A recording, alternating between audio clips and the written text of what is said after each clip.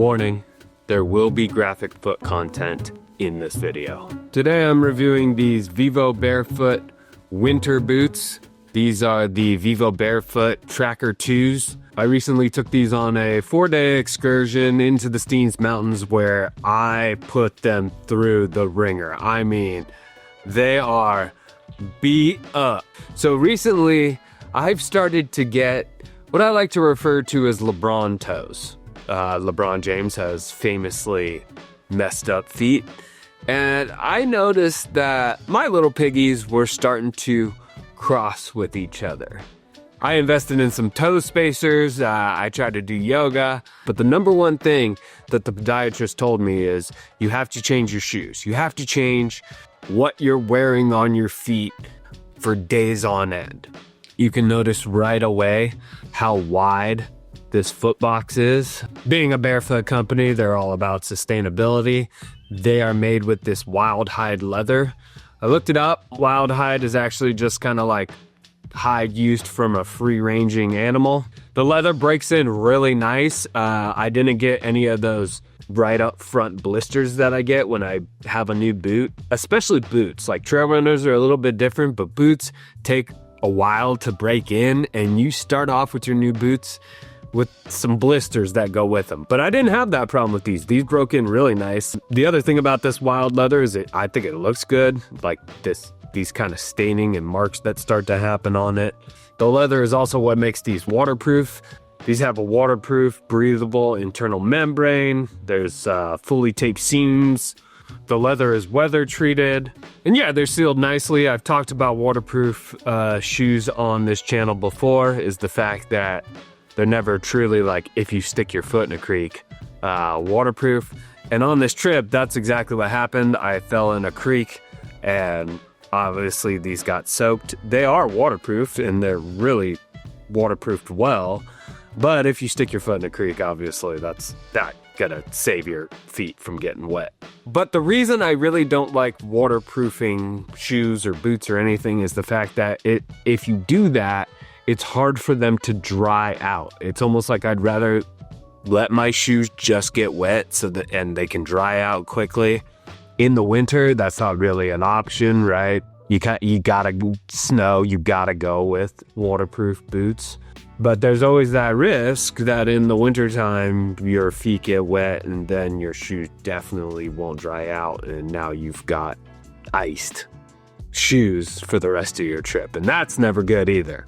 So if I have waterproof boots, I need them to breathe. And and I was surprised, these did breathe. I had all day to hike in them. I hiked in them wet with socks, wringing out the socks. I didn't get blisters, took them off at night. Then the next morning, I put it back on with a fresh pair of socks and had to hike up a giant mountain, putting my feet to the fire, so to speak. And these held up. They were dry by that time. No blisters, handled well, handled getting up the mountain. So I was really impressed with the breathability of these. For me, it's not even so much like how much water you can keep out. It's almost like just how quick can you dry, how much do you breathe? Moving through the shoe, warmth. The shoe doesn't look like much. It's got this like fleece lining in it, but it kept my feet really warm. I was really impressed. You know, when you have a tight boot that's crunching down on your foot, there's a couple of problems. One, the circulation in your feet is cut off, so that is lessening the warmth and the heat generation of your feet.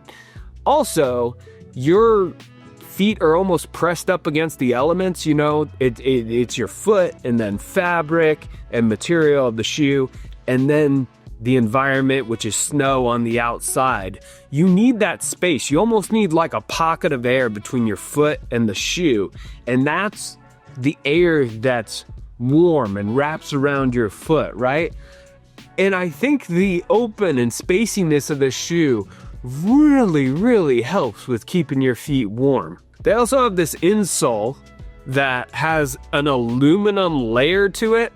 Wow, these shoes, they do smell bad after hiking in them all week. Whoa, taking that insole out. Wow, I need to get my train of thought together again. So this insole has aluminum in it. This is the same way my sleeping pad, my Neo X-Therm sleeping pad with a super high like 7 R value rating has. It has this sheet of aluminum that basically reflects the heat you generate back towards you. So instead of the heat just like going out of the bottom of this shoe into the ground, basically like that kind of conversion of heat and energy, it's hitting this insole and bouncing back up towards your foot. I don't know. I can't speak to that technology. All I can speak to is how well this did keeping my foot warm, and I can say it did a really good job. There are limitations to it. Obviously, once I got up into the higher elevations and was really digging through deep snow, like these are not designed for that. I know they're winter hiking boots, but if you're doing any kind of like mountaineering or like serious trekking through thick snow, no, these are not shoes that you need. These are for like lighter winter conditions, okay? Packed snow, a light layer of fresh snow, cold, it does well. But heavy snow, mountaineering, that's not what these are. In terms of durability, so far I did take it out that one trip.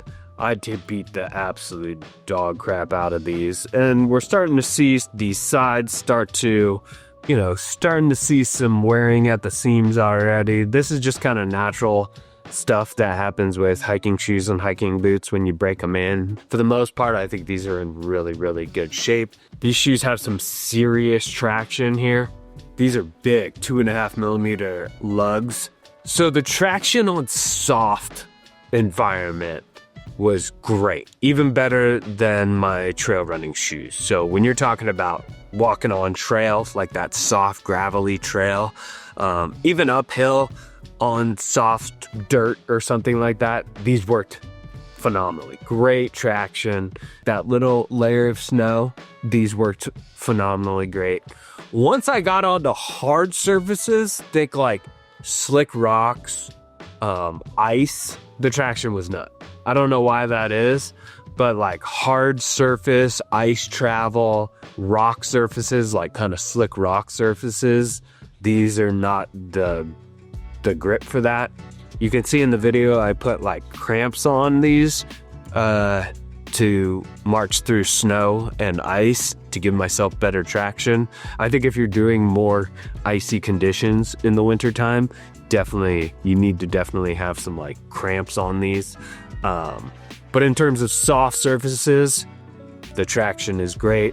The other thing about the bottom of the shoe is, again, how minimalist it is. And I mentioned earlier, you can really feel the ground, right? Most shoes, not even boots, most of the shoes we wear, they have what's known as like a drop step in it. I had to do a lot of research on this. So most shoes have like this 8 to 12 millimeter raised part in the heel of your shoe that makes your foot naturally slope just slightly downward. This way they can add more cushioning, especially if you walk with like a heel strike like most of us now do, where we lead with our heel and we strike our heel.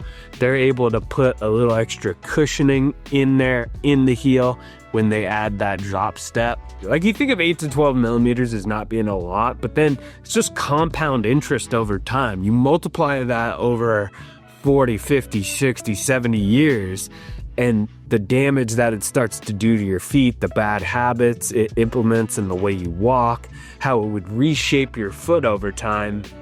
So they have eliminated that drop step from this. This has what's known as a zero drop construction. It keeps your foot level, which is going to naturally encourage you to walk by placing the balls of your feet down first before your heel hits the ground, which is the correct way we as human beings were made to walk. And that's just better for your feet. You know, everything starts at your feet. Your feet start having problems, your knees start having problems, your hips start having problems. It all starts with your feet. That's your base. So it's probably good if we're walking the way we're supposed to be, right? Also, because we don't have that drop step and these are minimalist shoes, we don't have as much cushioning down here. These are significantly lighter than most hiking boots, winter hiking boots especially. So these boots are 18 ounces per boot, just a little over a pound per boot.